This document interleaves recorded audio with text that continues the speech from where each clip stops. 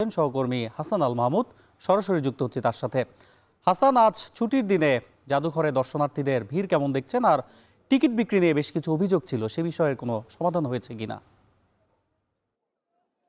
নয়, আমরা সকাল থেকে দেখছিলাম যে সাধারণ মানুষের কিন্তু জুলাই স্মৃতি জাদুঘরকে কেন্দ্র করে প্রচণ্ড পরিমাণে ভিড় ছিল। যদিও আজকে বিকেল 3টে থেকে কিন্তু এই গেট যেটি সেটি খুলে দেওয়া হয়েছে, তবে প্রচুর পরিমাণে মানুষের ভিড় থাকায় কিন্তু আমরা গেটে দেখেছি চরম বিশৃঙ্খলার অবস্থা দেখেছি।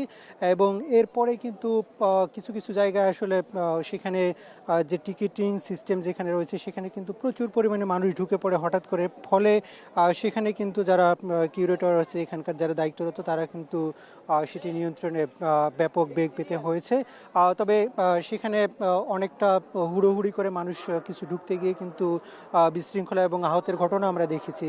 এই মুহূর্তে কিন্তু আমরা দেখতে পেয়েছি 3টার পরে যখনই খুলে দিয়েছে তখনই কিন্তু প্রচুর পরিমাণে মানুষ এখানে ঢুকে পড়েছে, এবং এই মুহূর্তে পুরো জুলাই স্মৃতি জাদুঘর যেটি সেখানে পুরো এলাকায় কিন্তু মানুষ গিজগিজ করছে, যেহেতু আজকে সরকারি ছুটির দিন। গত দুদিনেও কিন্তু প্রচুর পরিমাণ মানুষ এসেছিল, তবে সেই সংখ্যা কিন্তু আজকে অনেক বেশি বেড়ে গিয়েছে। এবং আমরা এই মুহূর্তে যেখানে রয়েছে সেটি ছিল ফেসিবাদী শেখ হাসিনার যে বাসভবন, সেই বাসভবনে ঢুকতে যে লম্বা সারি সেটি কিন্তু এখন অন্তত 500 মিটারের উপরে ছাড়িয়ে গিয়েছে, এবং এই 500 মিটার দীর্ঘ লাইন কিন্তু অতিক্রম করে ভিতরে ঢুকতে হচ্ছে। এবং ভিতরে যারা ঢুকছেন তারা কিন্তু অনেকেই বলছেন যে সেই 17 বছর দীর্ঘ দুঃসময়ের যেসব স্মৃতি সেগুলো কিন্তু এই জাদুঘরে বিভিন্নভাবে আসলে বিভিন্ন আঙ্গিকে এখানে স্থান পেয়েছে, ফলে সাধারণ মানুষ কিন্তু সেই স্মৃতিগুলোকে আসলে 2 বছর আগের যে স্মৃতি সেটিকে তারা স্মরণ করছেন। এবং